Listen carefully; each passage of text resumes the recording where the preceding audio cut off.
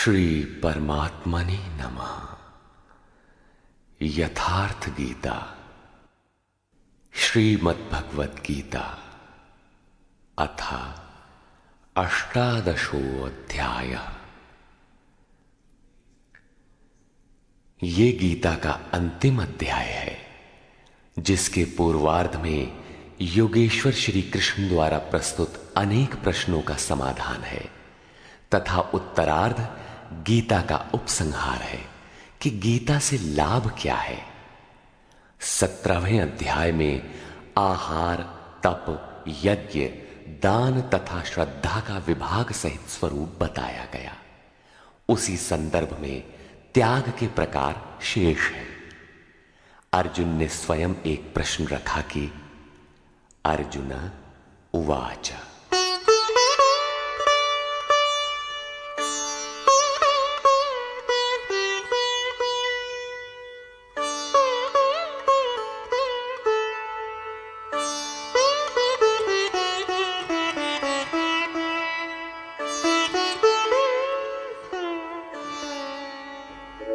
सन्न्यासस्य महाबाहो तत्त्वमिच्छामि वेदितुम् त्यागस्य च ऋषिकेश पृथक् केशिनिषूदन।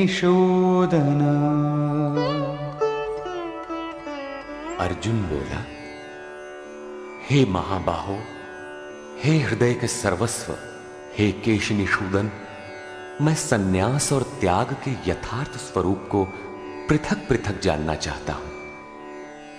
पूर्ण त्याग सन्यास है, जहां संकल्प और संस्कारों का भी समापन है, और इससे पहले साधना की पूर्ति के लिए उत्तरोत्तर आसक्ति का त्याग ही त्याग है। यहां दो प्रश्न हैं कि सन्यास के तत्व को जानना चाहता हूं और दूसरा है कि त्याग के तत्व को जानना चाहता हूं। इस पर योगेश्वर श्री कृष्ण ने कहा, श्री भगवान उवाच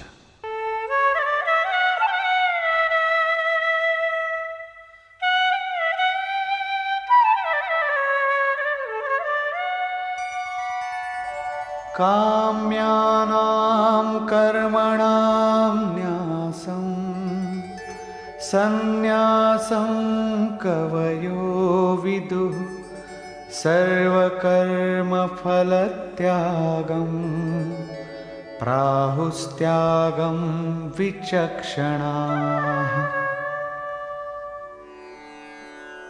अर्जुन, कितने ही पंडित जन काम्य कर्मों के त्याग को सन्यास कहते हैं और कितने ही विचार कुशल पुरुष संपूर्ण कर्म फलों के त्याग को त्याग कहते हैं।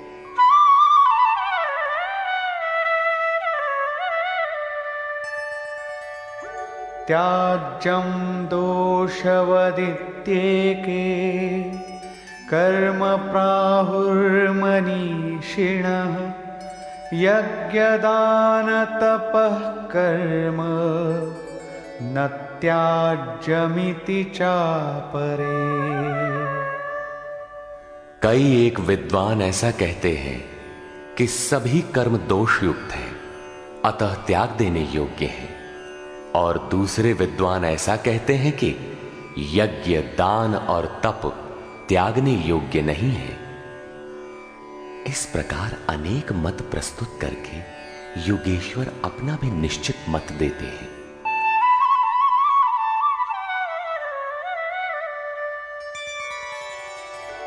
निश्चयं शृणु मे तत्र त्यागे भरतसत्तम त्यागो हि पुरुषौ व्याघ्र त्रिविधः संप्रकीर्तितः। हे अर्जुन, उस त्याग के विषय में तू मेरे निश्चय को सुन। हे पुरुष श्रेष्ठ, वो त्याग 3 प्रकार का कहा गया है।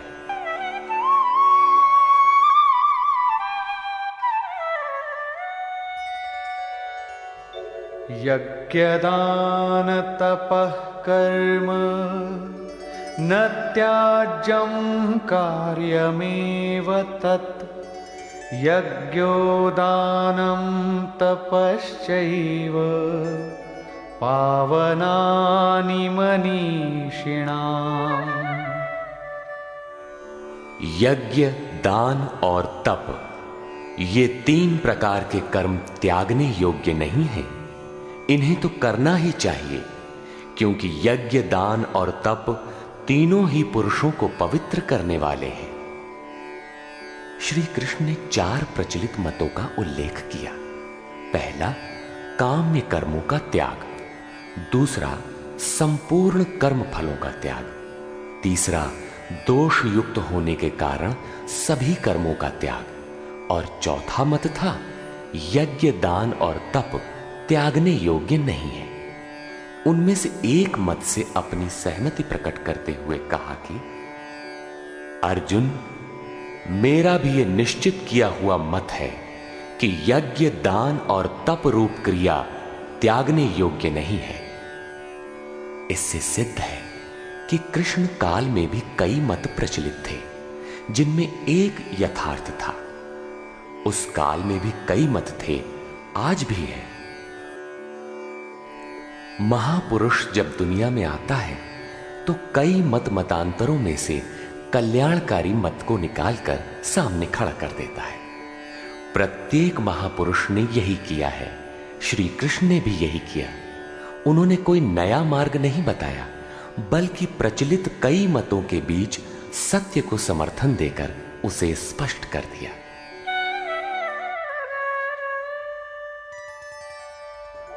एतान्यपि तु कर्माणि संगं त्यक्त्वा फलानि च कर्तव्यानीति मे पार्थ निश्चितं मतमुत्तमम्। योगेश्वर श्री कृष्ण बल देकर कहते हैं, पार्थ, यज्ञ, दान और तप रूप कर्म आसक्ति और फल को त्याग कर अवश्य करना चाहिए। यह मेरा निश्चय किया हुआ उत्तम मत है। अब अर्जुन के प्रश्न के अनुसार वे त्याग का विश्लेषण करते हैं।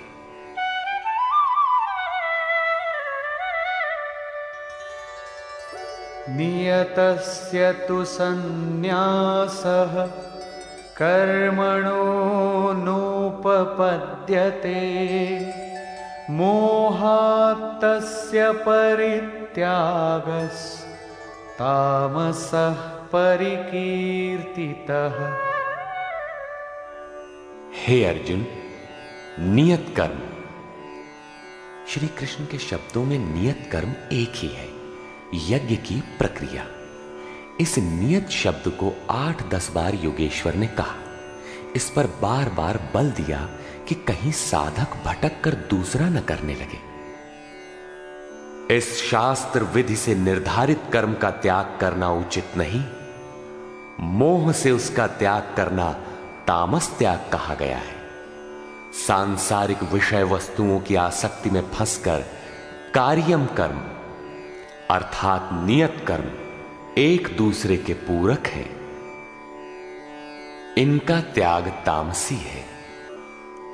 ऐसा पुरुष अधः गच्छति, कीट पतंग पर्यंत अधम योनियों में जाता है, क्योंकि उसने भजन की प्रवृत्तियों का त्याग कर दिया। अब राजस त्याग के विषय में बताते हैं।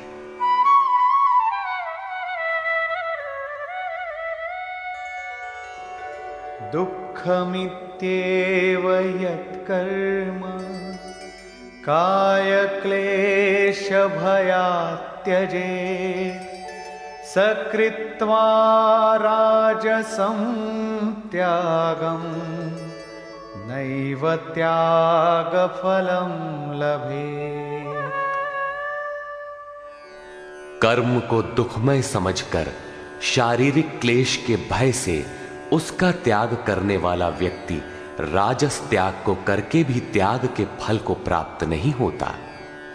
जिससे भजन पार न लगे और काय क्लेश भयात, इस भय से कर्म को त्याग दे कि शरीर को कष्ट होगा, उस मनुष्य का त्याग राजसी है। उसे त्याग का फल परम शांति नहीं प्राप्त होती। तथा कार्यमित्येव यत्कर्म नियतं क्रियते अर्जुन संगं त्यक्त्वा फलं चैव सत्यागः सात्विको मतः।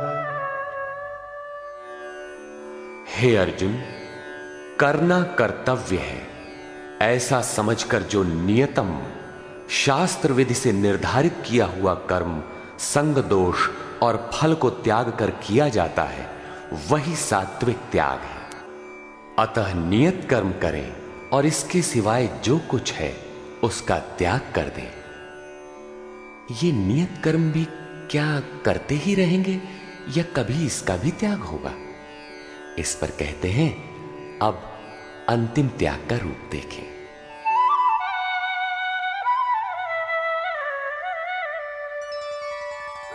न द्वेष्ट्य कुशलं कर्म कुशलेनानुषज्यते त्यागी सत्त्वसमाविष्टो मेधावी छिन्न संशयः। हे अर्जुन, जो पुरुष अकुशलम कर्म अर्थात अकल्याणकारी कर्म से, शास्त्र नियत कर्म ही कल्याणकारी है, इसके विरोध में जो कुछ है इसी लोक का बंधन है, इसलिए अकल्याणकारी है, ऐसे कर्मों से द्वेष नहीं करता और अकल्याणकारी कर्म में आसक्त नहीं होता। जो करना था वो भी शेष नहीं है, ऐसा सत्व से संयुक्त पुरुष संशय रहित, ज्ञानवान और त्यागी है। उसने सब कुछ त्यागा है, लेकिन प्राप्ति के साथ वो पूर्ण त्याग ही सन्यास है। हो सकता है और कोई सरल रास्ता हो? इस पर कहते हैं, नहीं। नहि देहभृता शक्यं त्यक्तुं कर्माण्यशेषतः यस्तु कर्मफलत्यागी सत्यागीत्यभिधीयते।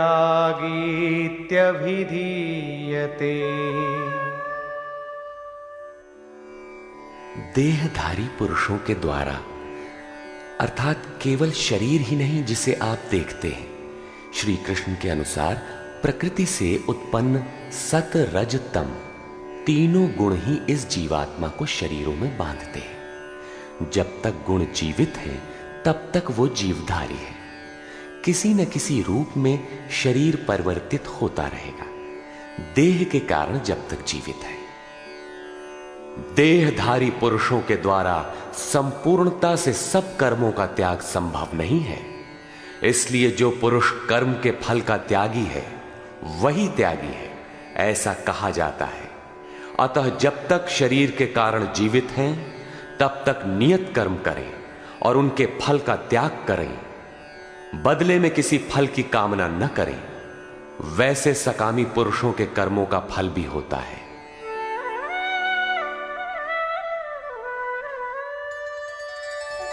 अनिष्टमिष्टं मिश्रं च त्रिविधं कर्मणः फलं भवत्यत्यागिनां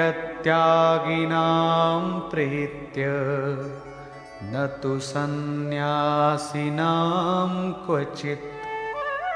सकामी पुरुषों के कर्मों का अच्छा, बुरा और मिला हुआ ऐसा 3 प्रकार का फल मरने के पश्चात भी होता है।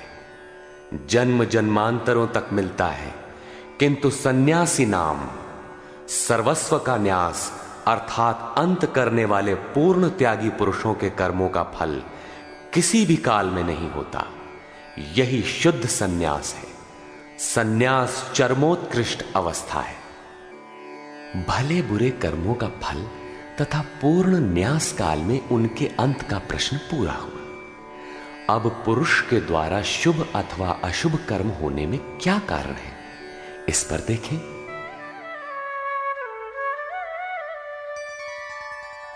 पंचैतानि महाबाहो कारणानि निबोध मे सांख्ये कृतान्ते प्रोक्तानि सिद्धये सर्वकर्मणाम्। हे महाबाहो, संपूर्ण कर्मों की सिद्धि के लिए 5 कारण सांख्य सिद्धांत में कहे गए हैं। उन्हें तू मुझसे भली प्रकार जान।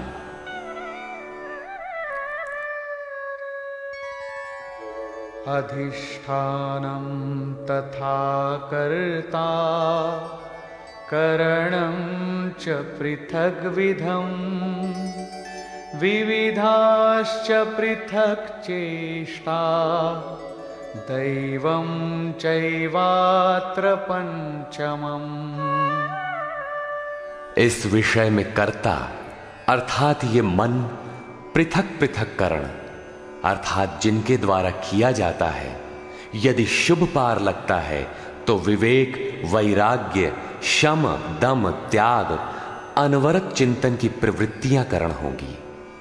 यदि अशुभ पार लगता है तो काम, क्रोध, राग, द्वेष, लिप्सा इत्यादि करण होंगे। इनके द्वारा प्रेरित होंगे नाना प्रकार की न्यारी न्यारी चेष्टाएं अर्थात अनंत इच्छाएं। आधार अर्थात साधन, जिस इच्छा के साथ साधन मिला वही इच्छा पूरी होने लगती है। और 5वां हेतु है दैव अथवा संस्कार। इसकी पुष्टि करते हैं। शरीर वांग मनोभिर्यत् कर्म प्रारभते नरः न्याय्यं वा विपरीतं वा पंचैते तस्य हेतवः। मनुष्य मन, वाणी अथवा शरीर से शास्त्र के अनुसार अथवा विपरीत जो कुछ कर्म आरंभ करता है, उनके ये 5 ही कारण हैं।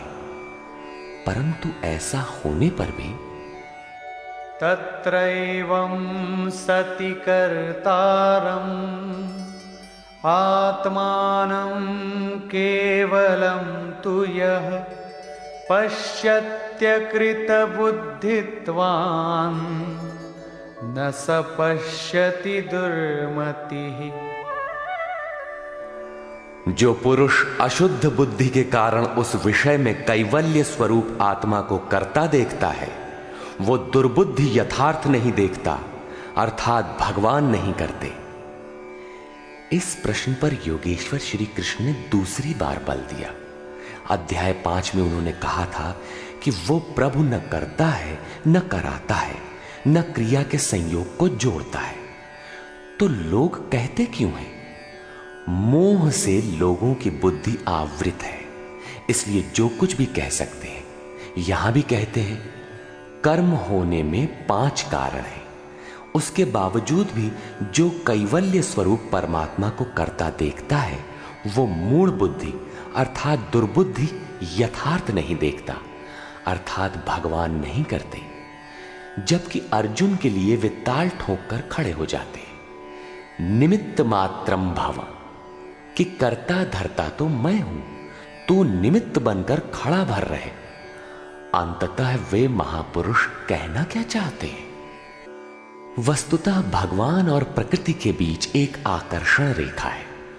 जब तक साधक प्रकृति की सीमा में है, भगवान नहीं करते। बहुत समीप रहकर भी दृष्टा रूप में ही रहते हैं। अनन्य भाव से इष्ट को पकड़ने पर वे हृदय देश से संचालक बन जाते हैं। साधक प्रकृति की आकर्षण सीमा से निकलकर उनके क्षेत्र में आ जाता है। ऐसे अनुरागी के लिए वे ताल ठोककर सदैव खड़े रहते हैं। केवल उसी के लिए भगवान करते हैं। अतः चिंतन करें। प्रश्न पूरा हुआ। आगे देखें।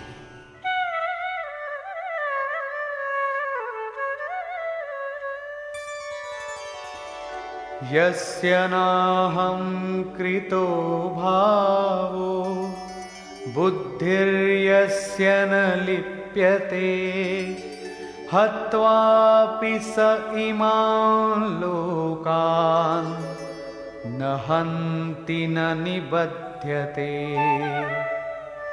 जिस पुरुष के अंतःकरण में मैं करता हूं ऐसा भाव नहीं है तथा जिसकी बुद्धि लिपायमान नहीं होती, वो पुरुष इन सब लोगों को मारकर भी वास्तव में न तो मारता है और न बंधता है।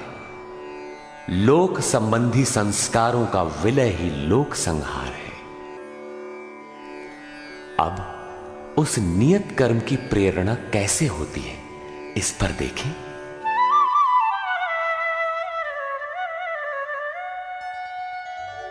ज्ञानं ज्ञेयं परिज्ञाता त्रिविधा कर्म चोदना करणं कर्म कर्तेति त्रिविधः कर्म संग्रहः।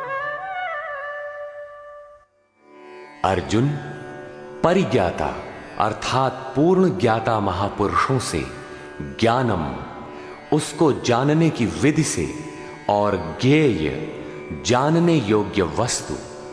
श्री कृष्ण ने पीछे कहा मैं ही ज्ञेय जानने योग्य पदार्थ हूं, से कर्म करने की प्रेरणा मिलती है।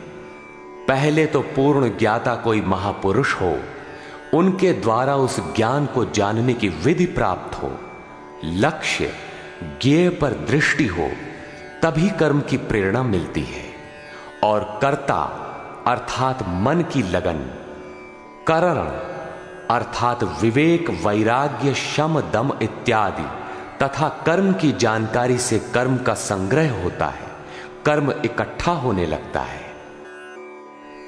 पीछे कहा गया था कि प्राप्ति के पश्चात उस पुरुष का कर्म किए जाने से कोई प्रयोजन नहीं होता और न छोड़ने से हानि ही होती है।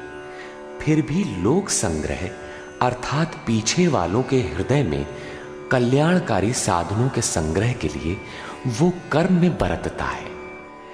कर्ता, करण और कर्म के द्वारा इनका संग्रह होता है।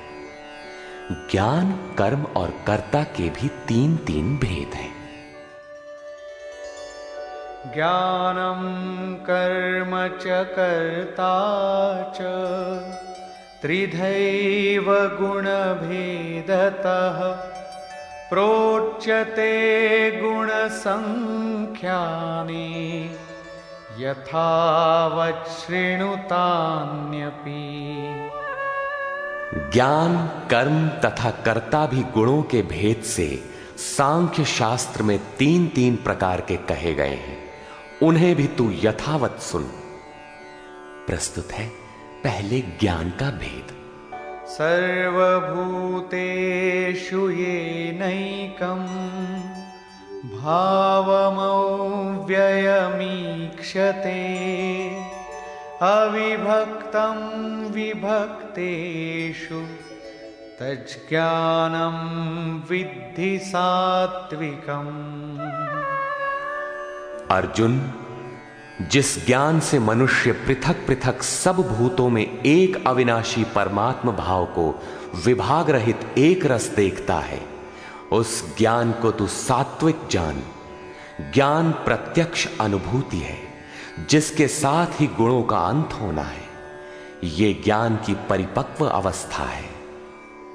अब राजस ज्ञान देखें।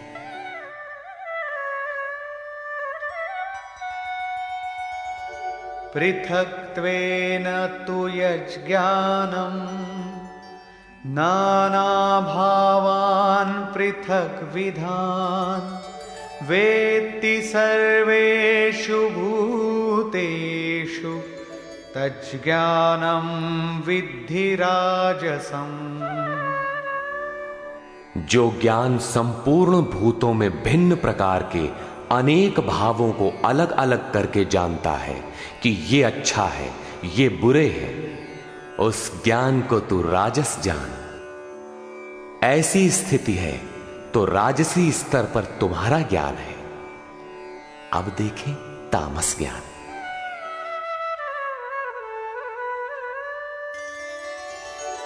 यत्तु कृत्स्नवदेकस्मिन् कार्ये सक्तमहैतुकम् अतत्त्वार्थवदल्पञ्च तत्तामसमुदाहृतम्।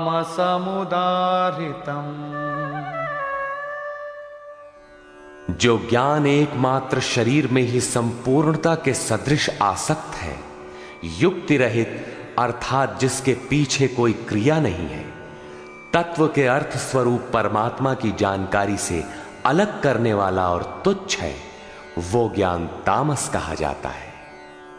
अब प्रस्तुत है कर्म के 3 भेद।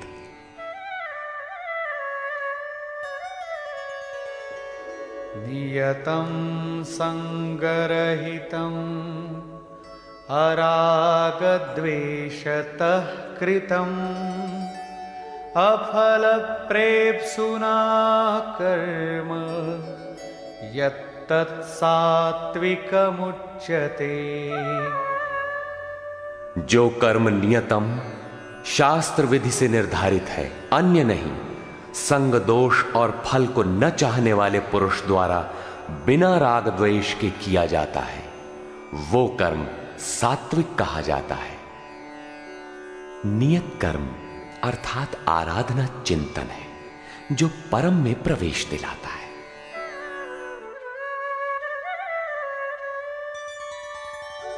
यत्तु कामेप्सुना कर्म साहंकारेण वा पुनः क्रियते बहुलायासं तद्राजसमुदाहृतम्। जो कर्म बहुत परिश्रम से युक्त है, फल को चाहने वाले और अहंकार युक्त पुरुष द्वारा किया जाता है, वो कर्म राजस कहा जाता है।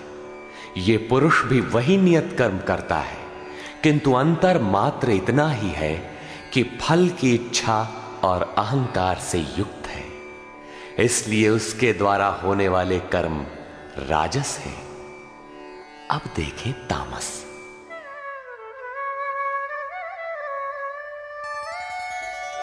अनुबंधं क्षयं हिंसा अनवेक्ष्य च पौरुषं मोहादारभ्यते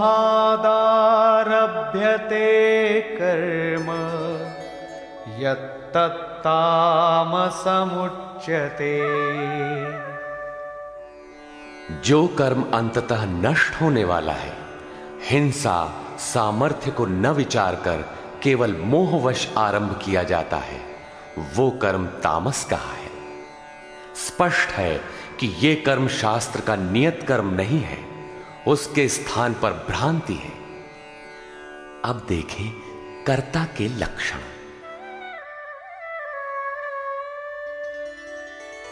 मुक्त संगो नहं वादी धृत्युत्साह समन्वितः सिद्ध्य सिद्ध्योर्निर्विकारः कर्ता सात्विक उच्यते। जो कर्ता संग दोष से रहित होकर अहंकार के वचन न बोलने वाला, धैर्य और उत्साह से युक्त होकर कार्य के सिद्ध होने और न होने में हर्ष शोक इत्यादि विकारों से सर्वथा रहित होकर कर्म में अर्थात अहिर्निश प्रवृत्त है, वो कर्ता सात्विक कहा जाता है। यही उत्तम साधक के लक्षण है। कर्म वही है, नियत कर्म।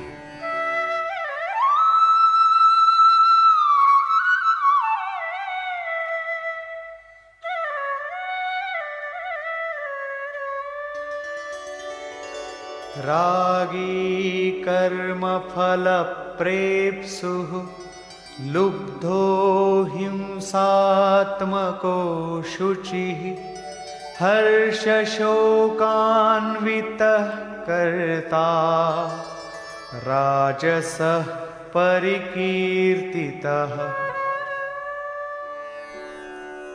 आसक्ति युक्त कर्मों के फल को चाहने वाला, लोलुप, आत्माओं को कष्ट देने वाला, अपवित्र और हर्ष शोक से जो लिप्त है, वो कर्ता राजस कहा गया है।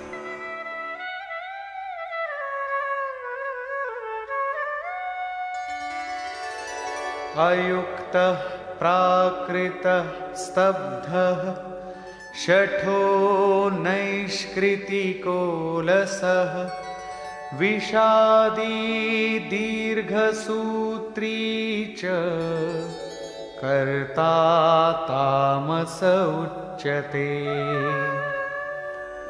जो चंचल चित्त वाला, असभ्य, घमंडी, धूर्त, दूसरे के कार्यों में बाधा पहुंचाने वाला, शोक करने के स्वभाव वाला, आलसी और दीर्घ सूत्री है कि फिर कर लेंगे, वो कर्ता तामस कहा जाता है। दीर्घ सूत्री कर्म को कल पर टालने वाला है, यद्यपि करने की इच्छा उसे भी रहती है। इस प्रकार कर्ता के लक्षण पूरे हुए। अब योगेश्वर श्री कृष्ण ने नवीन प्रश्न उठाया, बुद्धि, धारणा और सुख के लक्षण।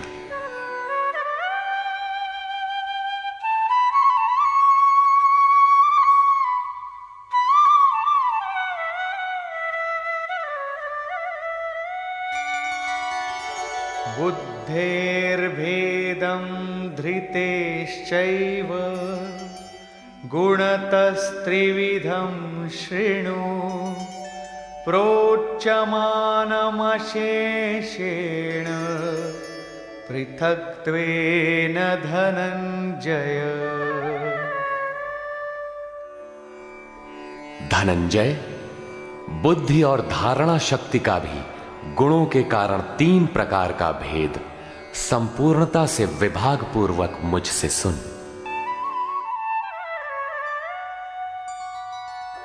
प्रवृत्तिं च निवृत्तिं च कार्याकार्ये भयाभये बन्धं मोक्षं च या वेत्ति बुद्धि सा पार्थ सात्विकी। पार्थ, प्रवृत्ति और निवृत्ति को, कर्तव्य और अकर्तव्य को, भय और अभय को तथा बंधन और मोक्ष को जो बुद्धि यथार्थ जानती है, वो बुद्धि सात्विकी है। अर्थात परमात्म पथ, आवागमन पथ दोनों की भली प्रकार जानकारी सात्विक बुद्धि है। यथा यया धर्ममधर्मं च कार्यं चाकार्यमेव च अयथावत् प्रजानाति बुद्धिः सा पार्थ राजसी। पार्थ, जिस बुद्धि द्वारा मनुष्य धर्म और अधर्म को तथा कर्तव्य और अकर्तव्य को भी यथावत नहीं जानता, अधूरा जानता है, वो बुद्धि राजसी है। अब तामसी बुद्धि का स्वरूप देखें।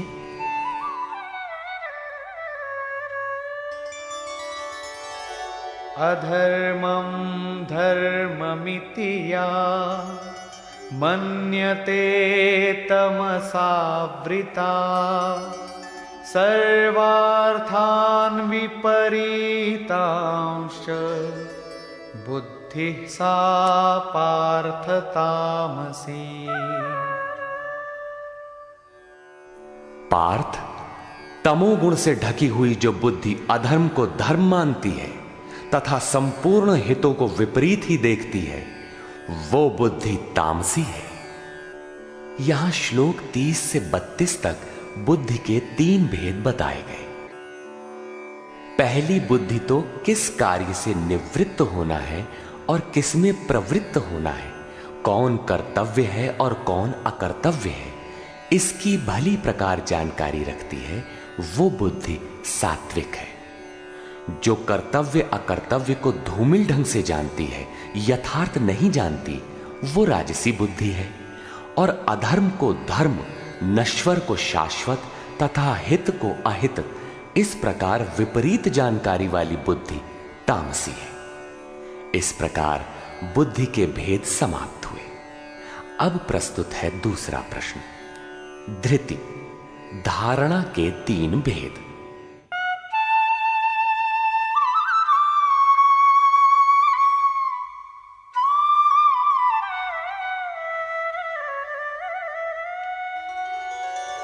धृत्यायया धारयते मनः प्राणेन्द्रिय क्रिया योगेनाव्यभिचारिण्या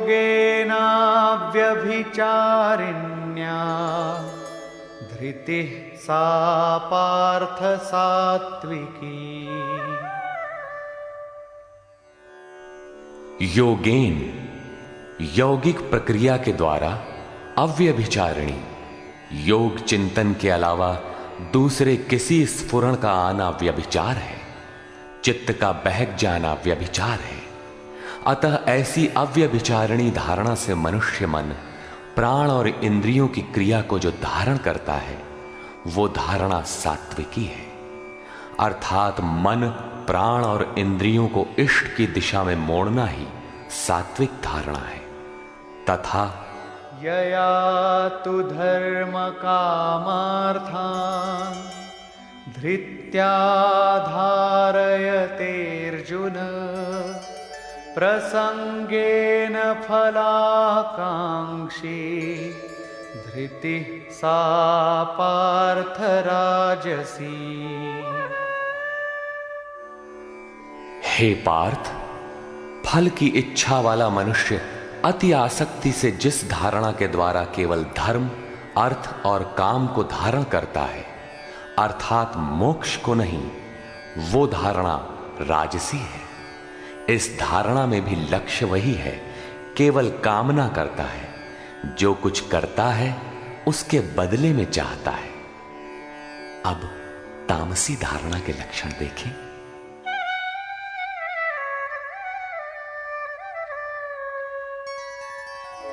यया स्वप्नं भयं शोकं विषादं मदमेव च न विमुञ्चति दुर्मेधा धृतिः सा पार्थ तामसी।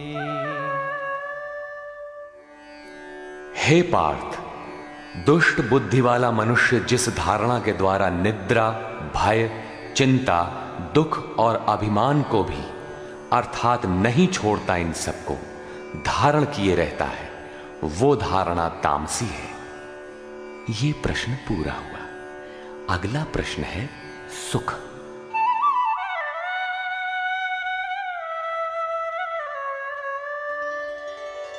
सुखं त्विदानीं त्रिविधं शृणु मे भरतर्षभ अभ्यासाद्रमते यत्र दुःखान्तं च निगच्छति। अर्जुन, अब सुख भी 3 प्रकार का मुझसे सुन। उनमें से जिस सुख में साधक अभ्यास से रमण करता है, अर्थात चित्त को समेटकर इष्ट में रमण करता है, और जो दुखों का अंत करने वाला है, तथा यत्तदग्रे विषमिव परिणामे मृतोपमं तत्सुखं सात्विकं प्रोक्तम् आत्मबुद्धि प्रसादजम्। उपर्युक्त सुख साधन के आरंभ काल में ही यद्यपि विष के सदृश लगता है, प्रहलाद को सूली पर चढ़ाया गया, मीरा को विष मिला। कबीर कहते हैं, सुखिया सब संसार है, खाए और सोवे, दुखिया दास कबीर है, जागे और रोवे। अतः आरंभ में विष जैसा भासता है, परंतु परिणाम में अमृत तुल्य है, अमृत तत्व को दिलाने वाला है। अतः आत्म विषयक बुद्धि के प्रसाद से उत्पन्न हुआ सुख सात्विक कहा गया है। तथा विषयेन्द्रिय संयोगात् यत्तदग्रे मृतोपमम् परिणामे विषमिव तत्सुखं राजसं स्मृतम्। जो सुख विषय और इंद्रियों के संयोग से होता है वो यद्यपि भोग काल में अमृत के सदृश लगता है, किंतु परिणाम में विष के सदृश है, क्योंकि जन्म मृत्यु का कारण है। वो सुख राजस कहा गया है। तथा यदग्रे चानुबंधे च सुखं मोहनमात्मनः निद्रालस्य प्रमादोत्थं तत्तामसमुदाहृतम्।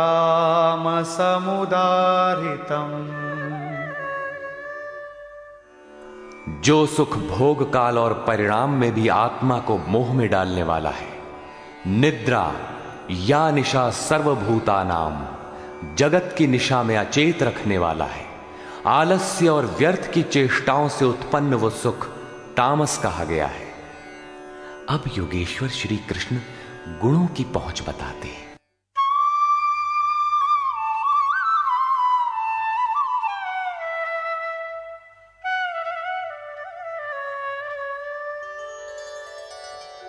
न तदस्ति पृथिव्यां वा दिवि देवेषु वा पुनः सत्वं प्रकृतिजैर्मुक्तं यदेभिः स्यात् त्रिभिर्गुणैः। अर्जुन, पृथ्वी में, स्वर्ग में अथवा देवताओं में ऐसा कोई भी प्राणी नहीं जो प्रकृति से उत्पन्न हुए तीनों गुणों से रहित हो, अर्थात ब्रह्मा से लेकर कीट पतंग यावन मात्र जगत क्षणभंगुर मरने जीने वाला है, तीनों गुणों के अंतर्गत है। अर्थात देवता भी तीनों गुणों का विकार है, नश्वर है। यहां वाय देवताओं को योगेश्वर ने चौथी बार लिया। अध्याय 7, 9, 17 तथा यहां 18वें अध्याय में इन सब का एक ही अर्थ है कि देवता तीनों गुणों के अंतर्गत है। जो इन्हें भजता है नश्वर की पूजा करता है। भागवत में भी श्री ऋषभ देव जी के 9 योगीश्वर पुत्रों का प्रसिद्ध आख्यान है, जिसमें उपदेश देते हुए कहते हैं कि स्त्री पुरुष में प्रेम के लिए शंकर पार्वती की, आरोग्य के लिए अश्विनी कुमारों की, विजय के लिए इंद्र की तथा धन के लिए कुबेर की पूजा करें। इसी तरह विविध कामनाएं बताकर अंत में निर्णय देते हैं कि संपूर्ण कामनाओं की पूर्ति और मोक्ष के लिए तो एकमात्र नारायण की ही पूजा करनी चाहिए। तुलसी मूलहि सींचिए, फूलई फलई अघाई। अस्तु सर्वव्यापक प्रभु का स्मरण करें, जिसकी पूर्ति के लिए सद्गुरु की शरण, निष्कपट भाव से प्रश्न और सेवा एकमात्र उपाय है। आसुरी और दैवी संपद अंतःकरण की 2 वृत्तियां हैं, जिसमें दैवी संपद परम देव परमात्मा का दिग्दर्शन कराती है, इसलिए दैवी कही जाती है। किंतु ये भी तीनों गुणों के ही अंतर्गत है। गुण शांत होने के पश्चात इनकी भी शांति हो जाती है। तत्पश्चात उस आत्म तृप्त योगी के लिए कोई भी कर्तव्य शेष नहीं रह जाता। अब प्रस्तुत है पीछे से आरंभ हुआ प्रश्न, वर्ण व्यवस्था।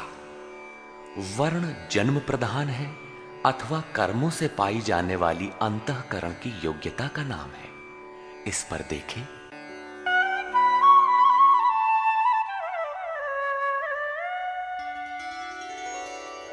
ब्राह्मणक्षत्रियविशां शूद्राणां च परन्तप कर्माणि प्रविभक्तानि स्वभावप्रभवैर्गुणैः। हे परंतप, ब्राह्मण, क्षत्रिय, वैश्य और शूद्रों के कर्म स्वभाव से उत्पन्न गुणों द्वारा विभक्त किए गए हैं। स्वभाव में सात्विक गुण होगा तो आप में निर्मलता होगी, ध्यान समाधि की क्षमता होगी। तामसी गुण होगा तो आलस्य, निद्रा, प्रमाद रहेगा। उसी स्तर से आपसे कर्म भी होगा। जो गुण कार्यरत है वही आपका वर्ण है, स्वरूप है। इस प्रश्न को योगेश्वर श्री कृष्ण ने यहां चौथी बार लिया है। अध्याय 2 में इन 4 वर्णों में से एक क्षत्रिय का नाम लिया कि क्षत्रिय के लिए युद्ध से श्रेयतर कोई मार्ग नहीं है। तीसरे अध्याय में उन्होंने कहा कि दुर्बल गुण वाले के लिए भी उसके स्वभाव से उत्पन्न योग्यता के अनुसार धर्म में प्रवृत्त होना, उसमें मर जाना भी परम कल्याणकारक है। दूसरों की नकल करना भयावह है। अध्याय 4 में बताया कि 4 वर्णों की सृष्टि मैंने की। तो क्या मनुष्यों को 4 जातियों में बांटा? कहते हैं नहीं, गुण कर्म विभागशः। गुणों के योग्यता से कर्म को 4 सोपानों में बांटा। यहां गुण एक पैमाना है, उसके द्वारा माप कर कर्म करने की क्षमता को 4 भागों में बांटा। श्री कृष्ण के शब्दों में कर्म एकमात्र अव्यक्त पुरुष के प्राप्ति की क्रिया है। ईश्वर प्राप्ति का आचरण आराधना है, जिसकी शुरुआत मात्र एक इष्ट में श्रद्धा से है। चिंतन की विधि विशेष है, जिसे पीछे बताए हैं। इस यज्ञार्थ कर्म को ही 4 भागों में बांटा। अब कैसे समझें कि हम में कौन से गुण हैं और किस श्रेणी के हैं? इस पर यहां कहते हैं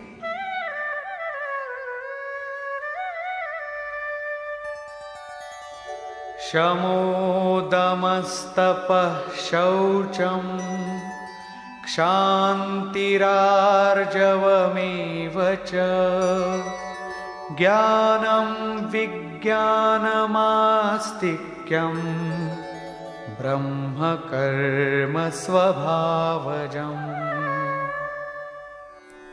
मन का शमन, इंद्रियों का दमन, पूर्ण पवित्रता, मन, वाणी और शरीर को इष्ट के अनुरूप तपाना, क्षमा भाव, मन, इंद्रियों और शरीर की सर्वथा सरलता, आस्तिक बुद्धि अर्थात एक इष्ट में सच्ची आस्था, ज्ञान अर्थात परमात्मा की जानकारी का संचार, विज्ञान अर्थात परमात्मा से मिलने वाले निर्देशों की जागृति एवं उसके अनुसार चलने की क्षमता, ये सब स्वभाव से उत्पन्न हुए ब्राह्मण के कर्म हैं।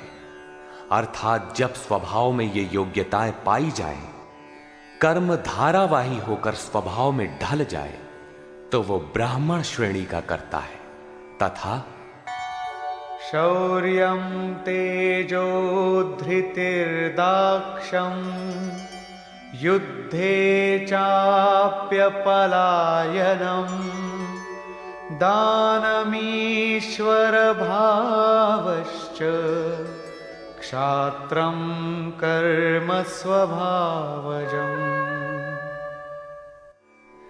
शूरवीरता, ईश्वरीय तेज का मिलना, धैर्य, चिंतन में दक्षता अर्थात कर्मसु कौशलम, कर्म करने में दक्षता, प्रकृति के संघर्ष से न भागने का स्वभाव, दान अर्थात सर्वस्व का समर्पण, सब भावों पर स्वामी भाव अर्थात ईश्वर भाव, ये सब क्षत्रिय के स्वभावजम, स्वभाव से उत्पन्न हुए कर्म हैं। स्वभाव में ये योग्यताएं पाई जाती हैं तो वो कर्ता क्षत्रिय है। अब प्रस्तुत है वैश्य तथा शूद्र का स्वरूप।